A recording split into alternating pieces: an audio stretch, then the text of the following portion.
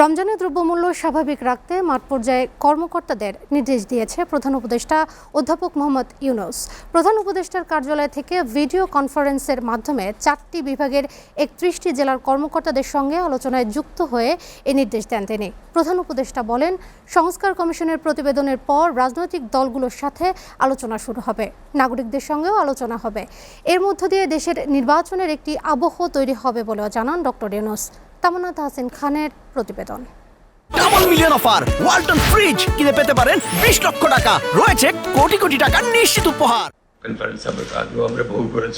রাজধানীর তেজগাঁও প্রধান উপদেষ্টার কার্যালয় থেকে এক ভিডিও কনফারেন্সের মাধ্যমে ঢাকা, চট্টগ্রাম, ময়মনসিংহ ও সিলেট বিভাগের কর্মকর্তাদের সঙ্গে আলোচনায় যুক্ত হন ডক্টর মোহাম্মদ ইউনূস। এ সময় 19 জন বিভাগীয় commissioner, police commissioner, range police প্রধান, জেলা প্রশাসক ও পুলিশ সুপার পর্যায়ের কর্মকর্তা বক্তব্য দেন। আপনি খুব সুন্দরভাবে আমার মাঠ পর্যায়ের সহকর্মীদেরকে বুঝিয়েছেন যে ভালো দৃষ্টান্ত তৈরি, অনুসরণ এবং সৌন্দর্য মণ্ডিত প্রতিযোগিতা, এটাও আমাদের সিস্টেমে যেমন উন্নতি করবে।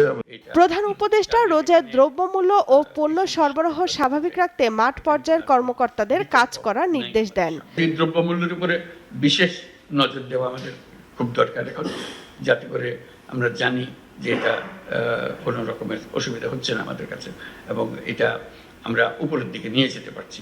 এটার উপরে জোর দেওয়ার জন্য অনুরোধ করছি। তিনি বলেন, সংস্কারের লক্ষ্যে গঠিত 15টি কমিশনের মধ্যে বেশ কয়েকটি খুব শিগগির প্রতিবেদন দেবে। প্রতিবেদনের প্রতিক্রিয়া কি হবে সে বিষয়ে সচেতন থাকতে মাঠ প্রশাসনের কর্মকর্তাদের নির্দেশ দেন প্রধান উপদেষ্টা, যাতে শান্তিপূর্ণ সংস্কার কাজ সম্পন্ন করা যায়। পুলিশের তাদের যে ভূমিকা, তারা মনোবল হারিয়েছে, যেহেতু তাদের উপরে অনেক অভিযোগ যে অভ্যুত্থানের সময় যে ভূমিকা তারা পালন করেছে, সেই জন্য মানুষ তাদের উপরে ক্ষুব্ধ। যারা অপরাধী তাদের শাস্তি হোক, সেটা আমরাও চাই। কাজে সেই জিনিসটা যেন আমরা মনোবলটা সৃষ্টি করতে পারি যে আমরা এই কাজটা সুন্দরভাবে করব। আমাদের শান্তি শৃঙ্খলা যেটা বিঘ্নিত হয়েছে সেটা এখন জোরদার করবো। শুধু আগের পর্যায়ে ফিরে যাবো তা না, আগের চাইতে সুন্দরভাবে করবো। আমরা বই বিতরণ হবে, সেটা নিয়ে নানা রকমের কথা উঠবে, কেউ বই পেলো, কেউ বই পেল না। সেটা উপরের থেকে বই বিতরণের যে ব্যবস্থা, সেটা যদি প্রপারলি নাও হয়, যে ঠিকমতো আসে নাই বই, যাদের পাওয়ার কথা ছিল বই পেয়েছে, কেউ পায়নি, কিন্তু নিজের মতো করে সুন্দর করে সবার সঙ্গে আলাপ করে এটা শৃঙ্খলাবদ্ধভাবে কি আগে ভাবে কারটা পরে আসতেছে, কার দ্বিতীয়বার আসলে কারা কারা ভাবে, আগের থেকে মনটা ঠিক করে ফেললে, জানিয়ে রাখলে তারাও শান্ত থাকে।